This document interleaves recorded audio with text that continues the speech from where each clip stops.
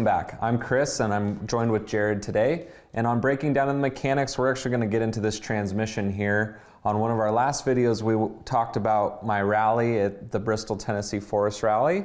And I ended up not getting to finish the rally because of something in this transmission here. So Jared helped build the car, or actually built my rally car. So he's going to help me dissect what's been going on with the transmission here and hopefully get to the bottom of why I wasn't able to finish the rally. Jared's been with us for a long time at Team O'Neill and has a lot of experience, so I look forward to learning a little bit more about transmissions from you, and hopefully I have a little bit more mechanical sympathy on my next rally for getting to understand this component a little bit more. So from what I understand, Jared, obviously the power comes into the transmission and there's some gears and things that happen and then power comes out. Could you maybe just the simple breakdown of what's going on here for me? Right. So you have your engine, right? Your engine's spinning. I won't get too much into the clutches, pressure plates, flywheels, all that stuff. Inside of your clutch disc is splined, right? So when your clutch is actually engaged, those splines are sitting right here on this input shaft. So when that clutch is spinning with your engine, that's actually rotating this input shaft. That shaft has a set of gears on it that's in constant contact with another set of gears on your output shaft. That output shaft is going to spin your ring gear, which is actually going to turn this differential, and then through all of that is how you get your power out to your axles, which is in turn going to drive your tires. So before, as a Houdini mechanic, before we break this open, do you have a guess on what might have failed? So I did pressure wash this off this morning because you don't want to do this stuff with everything dirty. You're going to get dirt in there when you take it apart. And then also you can see things a lot better just by having a nice clean surface. But before you clean, it's a good idea to look at things and see if you can get kind of some insight or get some hints before you do it. So, I mean, the biggest clue is you go and you look at this transmission and we have a big hole right there, right? Not a big hole, a little hole. But that's not supposed to be. Any hole is a bad idea. Yeah, any hole is bad, right? When it's supposed to hold oil. So I'm looking at it and I see that this is in the area where my differential is sitting in there. And knowing what the differential looks like, I didn't actually install the differential that's in this transmission. It's believed to be a cause differential, and I'm not exactly sure what that one looks like. But my guess would be that the pin or something to do with the pin exploded on the diff, and it either just wore and machined an area down around it and eventually poked through, or something broke and kind of got pushed out through the side, causing this hole. So we'll go ahead and take this apart and see what's going on inside. All right, teach me some stuff, bud. All right. So these, there in the ST, there's a couple bolts on the inside of this ball housing, as well as we still have the throttle bearing, so that needs to come off. So the first thing we'll do is pop this little retainer off for this clutch line. Just a little metal clip. Grab your rag because it'll leak a little bit. And I can pull that clutch line off and set it to the side.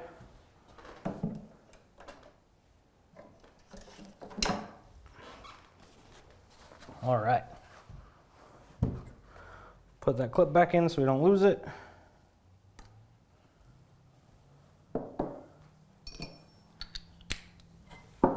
We have two 8mm bolts holding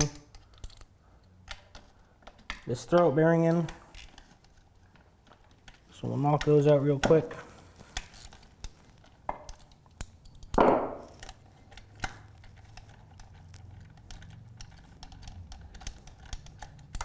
So that throwout bearing works the clutch, is that? So that line that was coming into this would run up to your clutch master cylinder, and it would be filled with hydraulic fluid, not hydraulic fluid, but brake fluid, which is a type of hydraulic fluid. And what it would do is, as you push in on the clutch pedal, you're pushing that brake fluid all the way through, and this right here would push out. Okay. So you have your flywheel. I said I wasn't going to talk about this, but now we are. So you have your flywheel, which is that metal disc. Bolted to that flywheel is your pressure plate. Your pressure plate has a bunch of springs with a hole in the middle, right? So those springs are holding that clutch disc tight to the flywheel. They're squeezing it together, and that's how you get that contact. That's how you get the power transferred from the engine through to your transmission. So when you want to release that pressure so you can change gears or sit there and be stopped while your engine's in a gear, when you push on that clutch pedal, it pushes the fluid through, and all it does is it pushes out on this. So when this comes out, that's going to push in on the spring of that pressure plate and disengage the clutch. It's going to spread those two metal discs apart. So this one is just a direct throat bearing inside there. Some cars, it'll be on the outside. There'll be another a slave cylinder that will push a piston out, which will articulate a lever that would push this out and get in there. So there's lots of different styles, but this one is just what Ford does and works pretty well.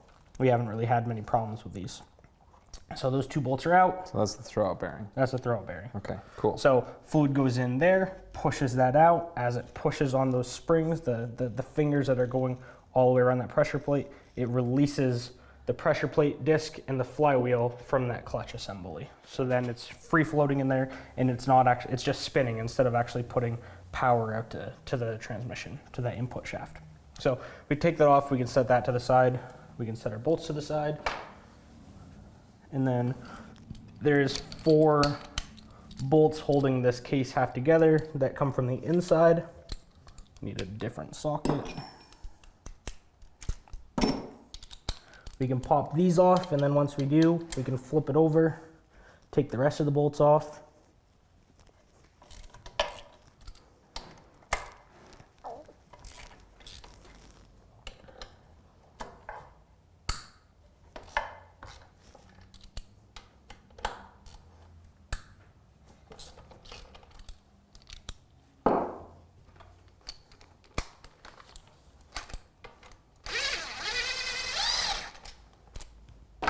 Yeah, for like this week.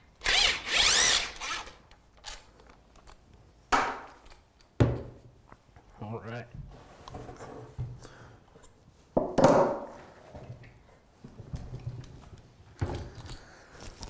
So it's good to note that you've drained all the oil as much as you could, and you've cleaned this before we got it to this point. Right. I don't want to be getting dirtier than I need to on anything, or getting dirt in places that I don't need to, because I have a hole in that case there, but I might be able to reuse lots of parts from inside this, or maybe even get that case welded up there if there isn't too much damage from the inside, and be able to reuse it as a spare down the road. So I'll crack these all loose and grab my bigger ratchet. That's a good one. See the leaker. Yeah, a piece of tape will suffice if he doesn't have one. So we flipped the transmission over and we took out all the bolts for the case housing. Yeah, case housing, case halves, whatever. There's a million different names that you can call it. A lot of people are going to call them different things. The case is going to split into 2 separate pieces. So those aren't your bell housing bolts. Your bell housing bolts are the ones that are up here that actually connect it to your engine. These ones are to split the transmission case in half. Okay. All right, so you pull all those bolts out. There's a couple in here. We got everything out of the way, so now everything should slide off nicely. That gasket maker is going to hold it a little bit, so a little bit of prying, a little bit of tapping, everything should come off. You can see it's starting to open up. And you shouldn't have to really force anything. Everything will take a little bit of persuasion, but you really don't want to have to fight like your life depends on it to get something like this apart.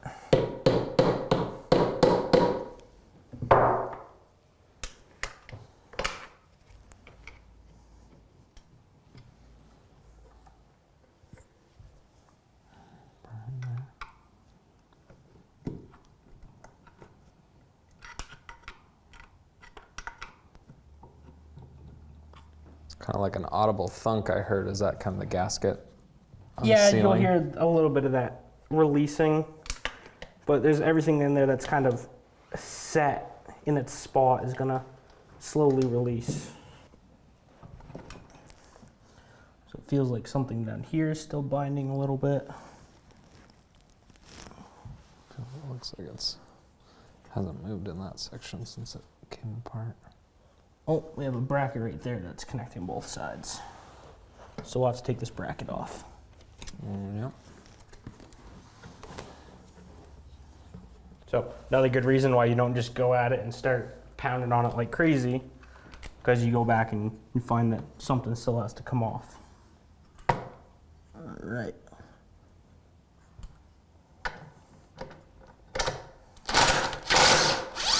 What's this bracket? This bracket is actually what's going to hold your shifting cables. So you'll see where the cables would come through here, they'd lock into place. That way when you're moving the shift around, the whole cable's not moving. The outside housing of the cable is going to stay in place. So when you shift, just the inside portion will actually move, and that'll come out here. And as those go forward and backward or side to side, it'll actually be rotating these or pushing this around. And that's locked up. Oh, that could give us some other problems inside. Huh. What is that, the clutch? No, this is actually, just the one of these is gonna, when you shift how in an H pattern car you can go side to side or up and down, Yeah. one of these is gonna control one will control the other. So this gives you that 2 different dimensional Oh, right. up and down and side to side action. One will do one will do the other. But this one won't move. Oh, there it goes. It just must have had some pressure set up against one of the gears. All right, that's off.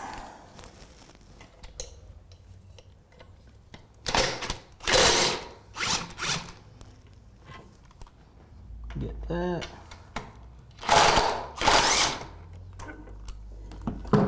Now this bracket is free.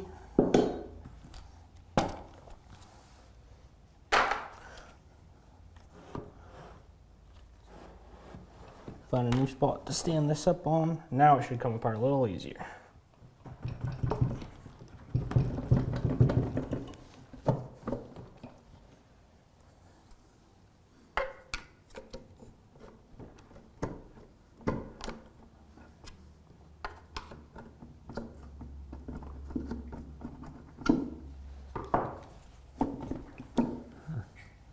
Axle's holding it in.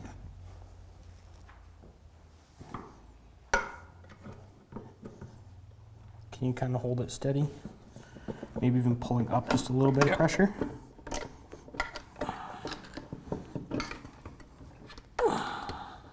Rotate a little bit so I can get in here.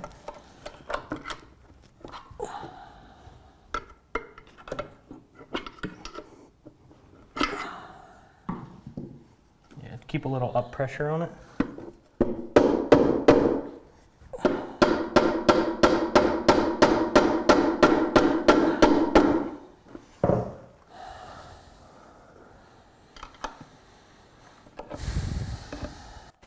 All sorts of chunks in there. Yeah. Oh yeah.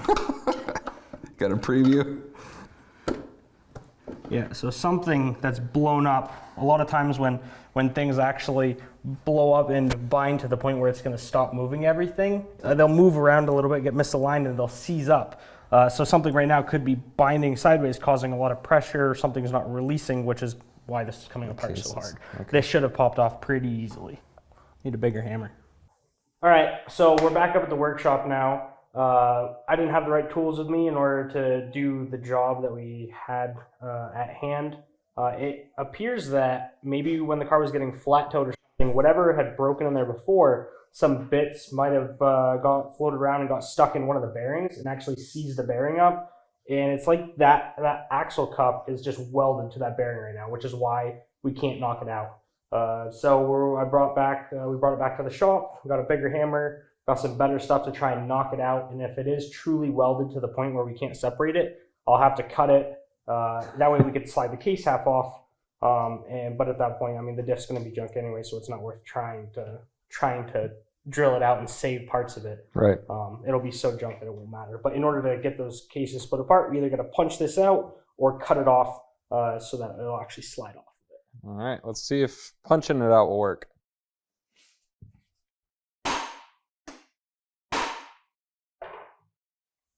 Yeah, I'm gonna say that it's really well done. So we'll whack it a couple more times, but we're probably gonna end up having to cut that off.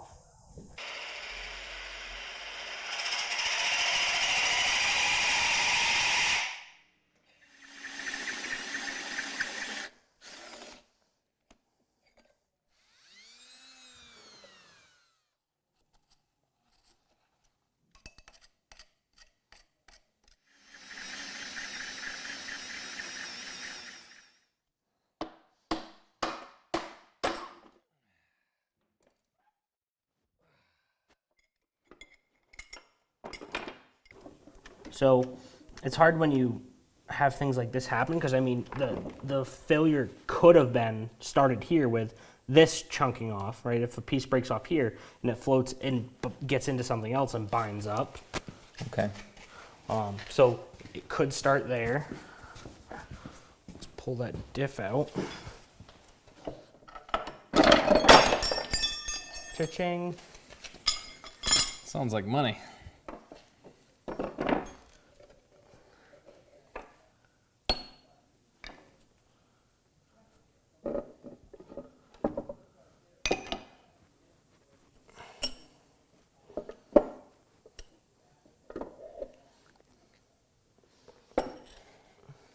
Something in there locked up. When that happened, it just must have broken these, and then just a bunch of, I'm thinking all this is probably from all those bits getting ground around. Yeah. I would think that locked up. When it did that, it was so harsh that it stripped the teeth off that gear. Yeah. And then just all the bits floating around were getting caught, and that's what poked the hole, and that's what did all this damage.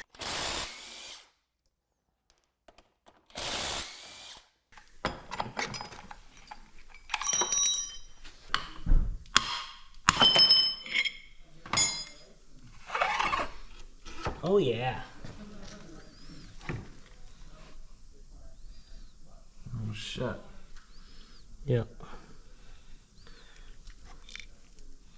So the cage on that side gear broke.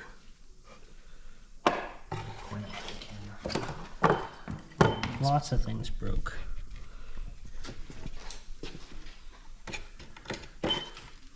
So this side gear is broken right there. That's the piece right there that's gonna lodge everything out, because now nothing can rotate. Gear's broken off. Every single gear. Everything that's all designed to just mesh together nicely is not doing any meshing or anything nicely.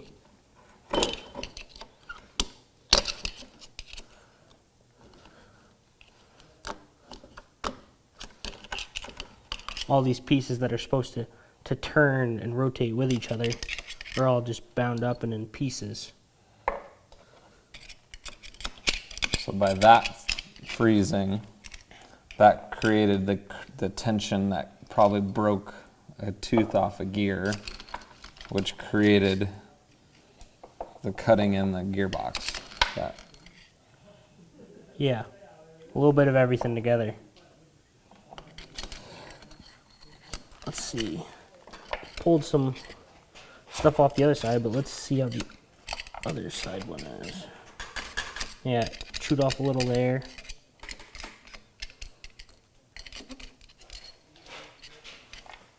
Lots of pieces. So Jared, I appreciate all your expertise, and looking at this, what do you think from your professional experience? So with how jammed up all the side gears and the spider gears were in that differential, everything was so broken and so just bound together that nothing was meshing right, nothing was rotating the way it was supposed to be. I'm going to assume that the diff broke, and then some bits that came out of the diff were floating around in the transmission, and that's what caused the rest of the problems. And then when you look and you see how torn up all this from pieces getting wedged underneath that ring gear and around the ring gear, and eventually a piece got wedged and pushed right through the side of that case there, and that's what in turn caused the oil leak. I think the diff broke, pieces came out, started floating throughout the transmission, and this isn't designed for little chunks of metal to be floating around there, right? Everything needs to be nice and smooth and meshed properly, which is why it's so important when we do these, have a nice clean area, and we don't want any extra debris in there. That's why we change the oil often, especially in rally cars. Some of the higher end cars, we're changing the oil maybe even 2 or 3 times throughout the day on a race weekend, just to see if there is metal in there. Because if there's metal chunks or anything metallic floating around, we know that there's a problem that will eventually be catastrophic, and we're going to replace that transmission or replace that rear diff before this happens to prevent a failure on stage. DNFs are expensive, right? A little bit of bad luck and some more standard components that I've been racing with versus maybe more race components. But Got a new diff and the new transmission, so check out the other video that Jared put together. Get my next transmission in for my rally car, and hopefully I get to go racing again soon.